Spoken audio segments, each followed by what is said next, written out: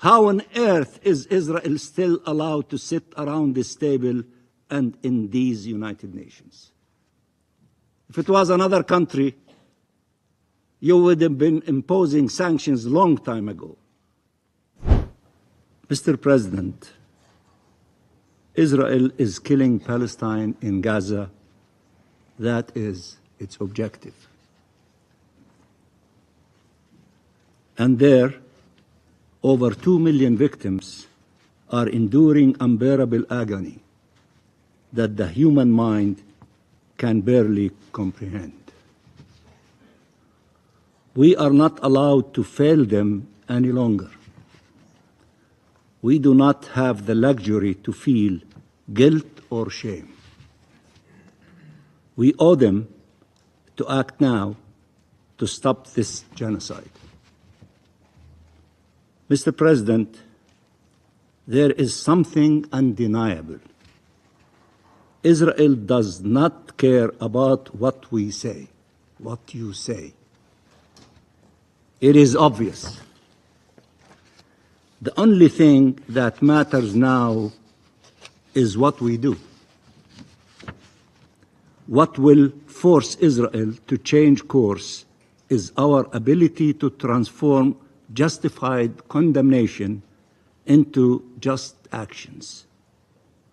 And history will judge us all. We appreciate the description of almost all of you of the deepness of the pain and the tragedy that our people is enduring.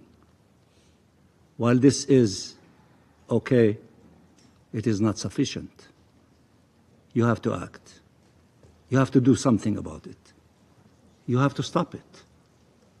Otherwise, this analysis and description does not mean anything if you do not do something to stop it. And you have tools available to you to do so. Mr. President, there is an international plan adopted by the International High-Level Conference in Palestine, co-chaired by Saudi Arabia and France, that starts with ending the use of starvation as a weapon of war and ending the war on Gaza through a ceasefire, the release of the hostages and prisoners, a massive surge of humanitarian aid to the Palestinian people in coordination and leadership, in coordination with and leadership of the United Nations, and in line with humanitarian principles and the full withdrawal of Israel from Gaza. The plan further foresees the Palestinian National Authority resuming its sole governmental and security duties in the Gaza Strip with regional and international support, and Hamas handing over its weapons to the Palestinian National Authority in the context of an end to the war and in line with the objective of an independent Palestinian state. It sets forth an irreversible pathway to an independent and sovereign Palestinian state leading to shared peace and security and regional integration. Many of you referred to the results of that historic international conference about 2 weeks ago here in the General Assembly. If Israel's concerns was actually the end of Hamas rule or Hamas disarming, if its concern was actually security, it would have rallied this plan and should have been happy to see this plan adopted by almost the entire international community. Israel is seeking to cement its full military control over the Gaza Strip and is prolonging this war not to end Hamas rule or to disarm it, but to prevent independent Palestinian statehood. That is the truth. The Israeli government has said that clearly over and over again. Somebody was referring to the statement of Prime Minister Netanyahu. He doesn't want to see a Palestinian governing body overlooking the affairs over Gaza, but somebody else, not Palestinians. He said it. It's not a secret. It's not an accusation. It's a fact. Israel proved long ago it was not concerned by the fate of the hostages.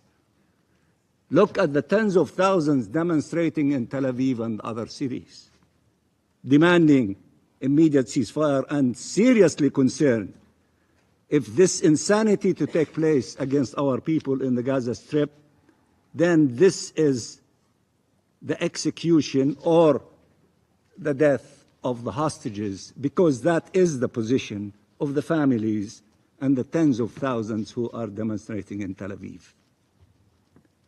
This latest decision is some more blatant demonstration of that.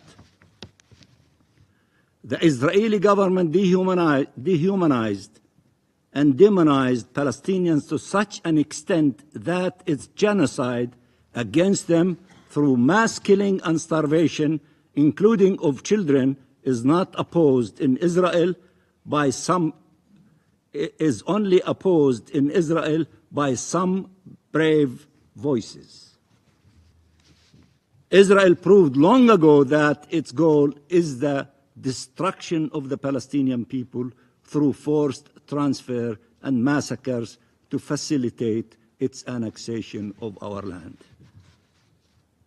If some people believe what Prime Minister Netanyahu said yesterday and today, that there is a huge global lie, that there is no starvation in Gaza, and the two gentlemen from the leadership of the UN is also participating in spreading lies, then why don't you, the Security Council, go to the Security Council, take with you 100 journalists from your countries and other countries to verify exactly what is happening in Gaza. If he's so sure of this global conspiracy about the lie, let him prove it, invite you, allow you to go to the Gaza Strip and see exactly what is happening there. Take journalists with you so that you can verify exactly what is happening in Gaza. Because I think Mr. Netanyahu, in spite of all of the effort that he is putting with his government, he doesn't have credibility. He did not convince almost all of you and tens of countries outside this chamber from his narrative, and the narrative of his government, and the narrative of his foreign minister, who came trying to manipulate a humanitarian story of a captive and the pain of that caused to that family, and he failed in trying to convince you to forget about the pain of the Palestinian people. Such illegal and immoral plans cannot be met with only outrage. That would not be sufficient. They require the mobilization of all the tools available to stop them, and we really appreciate the massive reaction from almost all countries in all corners of the globe, whether Arab and Muslim countries, or European countries, or countries that are sitting around this table, in condemning, as 5 of them stood outside this chamber in a brave way and principled way, not to please anyone, not to reward anyone, but to act on the basis of principles and conviction in condemning this plan by the Israeli government and demanding that they stop this plan, not to allow it to be implemented and to reconsider. Israel proved long ago it does not care about the Charter, international law, or the resolutions of this Council if not accompanied by consequences. These facts have led many to rightly wonder How on earth is Israel still allowed to sit around this table and in these United Nations? If it was another country, you would have been imposing sanctions a long time ago. Mr. President, countries around the world are adopting more and more measures to end any form of complicity and to advance accountability, and we appreciate these efforts. Country like Germany to decide not to send weapons to Israel to kill our people in Gaza. Just only to use one example. All states should undertake such steps immediately. Of course, it would be wonderful if you implement your resolutions, and would be excessively wonderful if you adopt additional resolutions with measures. But if these are not possible, act in your national capacity. You have tools available to you, in addition to the tools available to the Security Council, but you have tools available to you in your national capacity. Many of you are using them. I urge others to use them, and to ask others to do many other things, including the recognition of the State of Palestine. All states should undertake such steps immediately. But in the face of such contempt and of 2 million lives being destroyed, of people, children, killed, maimed, displaced, starved, humiliated, mutilated, buried alive, burnt alive, abducted, tortured, orphaned, bereaved, shattered, torn apart, the measures taken do not match the level of the crimes committed so as to truly deter them. Mr. President, 2 million people continue to endure pain and agony that no human or nation should ever be forced to. They matter. Every single one of them matters, and no one matters more than them. The position of Palestine is unequivocal. We reject all harm to civilians, and our civilians are not less civilians. Their lives are not less worthy. We have never justified and always rejected harming Israeli civilians, killing them or taking them hostage.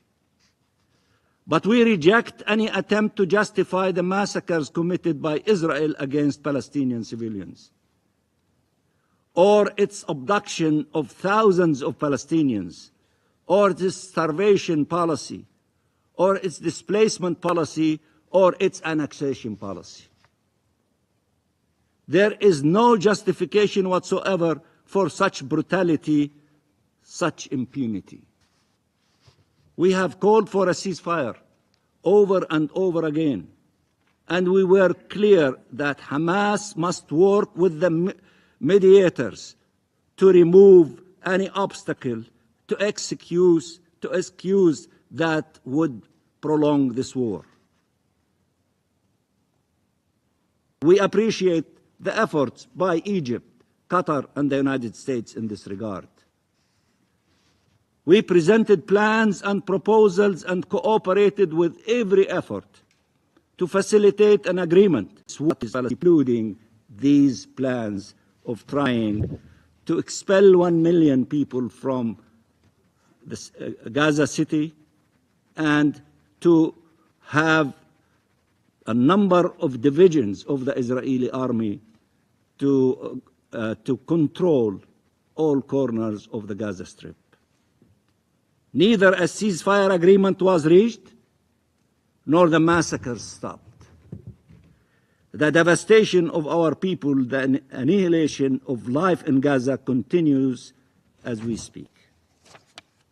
Therefore, given Netanyahu's insistence to pursue this genocide, to destroy our people through death and displacement, to annex our land, to destroy Palestine, and with it, any chance for peace, this Council must act under Chapter 7 to deprive Israel of the means to pursue this war of atrocities.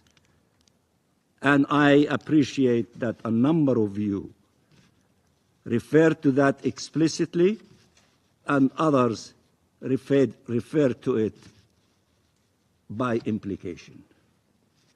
To hold it accountable for its crimes and to send an immediate international protection force to save the Palestinian people from certain death. There is no doubt that it is Israel's impunity that led to Israelis' insanity. And as the world said clearly that nothing that Israel did before the 7th of October could justify harming Israeli civilians on the 7th of October, nothing that Hamas did on the 7th of October can justify harming Palestinian civilians since. As long as Israel is above the law, it will act as an outlaw state. Mr. President, as they have for over 20 years since the Arab Peace Initiative, the region and Palestine are making the choice of peace. I said it loudly and clearly last few days ago in my statement that Ambassador Samuel referred to. In spite of the pain, in spite of the hardship, in spite of the insanity, in spite of people are not maybe thinking logically, we're not losing our minds or allowing our heart to dictate our decisions. We extend our hand in the direction of peace. We accept the declaration that was adopted by the majority of nations during that historic conference on the two-state solution. And we urge those who have not joined to send their letters to the two co-chairs, Saudi Arabia and France, declaring their commitment and abiding by the declaration of the 19 leaders of this conference, the two co-chairs and the 17 co-chairs of the round tables. Peace is much better for everyone than war. We don't need no more wars. We need to stop the killing, the occupation, devastation, hostages, prisoners. We need to respond to the call of millions of people in all corners of the globe, in all capitals, who are saying, peace now, ceasefire now, release of hostages and prisoners now, stop the starvation, send food and medicine and water up to scale to the Palestinian people in the Gaza Strip, allow for the reconstruction of Gaza, allow for the implementation of the two-state solution by beginning with ending this illegal occupation, the independence of the state of Palestine with East Jerusalem as its capital, and therefore to have the two-state solution as a reality on the ground. This option is much better than the option of what Netanyahu and his government are planning to do against our people in the Gaza Strip, as if what's happening to them is not enough. They want to add more devastation, more agony, more pain. They want to erase them from the face of earth. And we will not allow them to do that, and you should not allow them to do that. We are willing to work with the U.S. administration, Saudi Arabia, and France, and the members of this Council and other regional and international partners to bring this war on our people to an end now. To end the bloodshed and the suffering now and once and for all. To achieve freedom and shared peace, security and prosperity. We have a duty to act and cannot waver.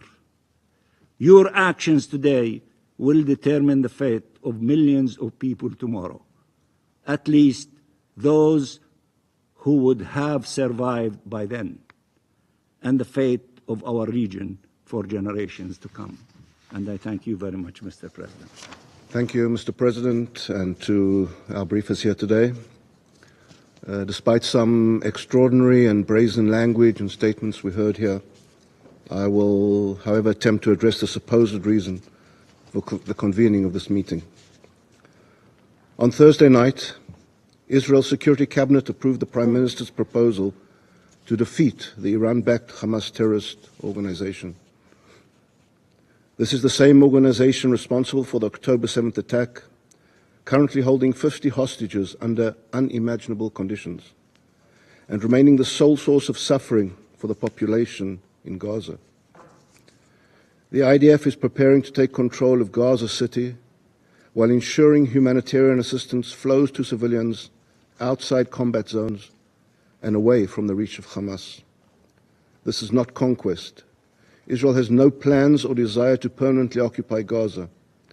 This is liberation from a brutal terror regime. As our briefer stated earlier, I wish to reiterate the principles, the 5 clear principles that the Israeli Security Cabinet adopted for concluding the war. 1, the disarming of Hamas. 2, the return of all our hostages, both living and deceased. 3, the demilitarization of the Gaza Strip. 4, Israeli security control in the Gaza Strip. 5, the establishment of a non-Israeli peaceful civil administration governed neither by Hamas nor the Palestinian Authority. This is the only way to ensure a better future for Israelis and Palestinians alike.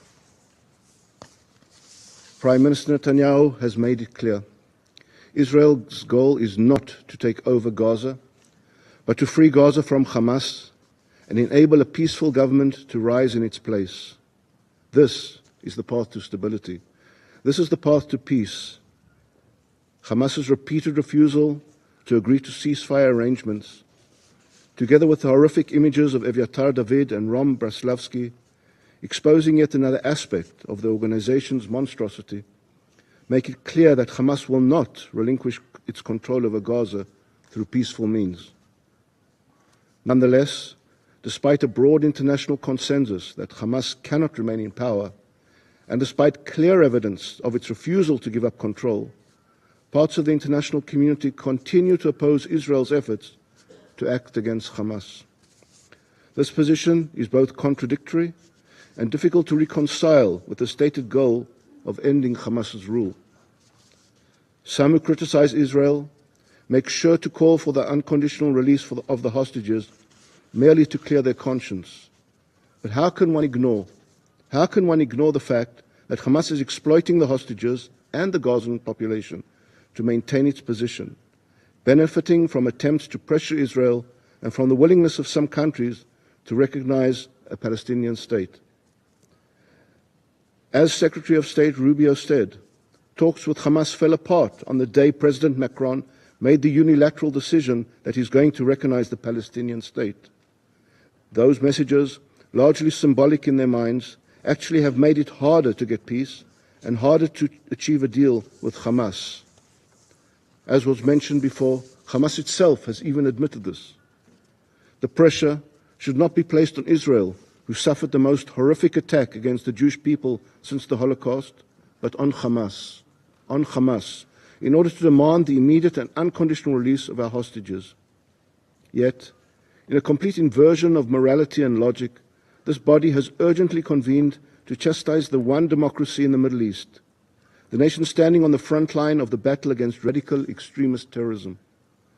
If this body truly believes in justice and morality, then let your urgency be directed where it belongs, towards dismantling Hamas, towards freeing our hostages, toward ensuring that such atrocities never happen again.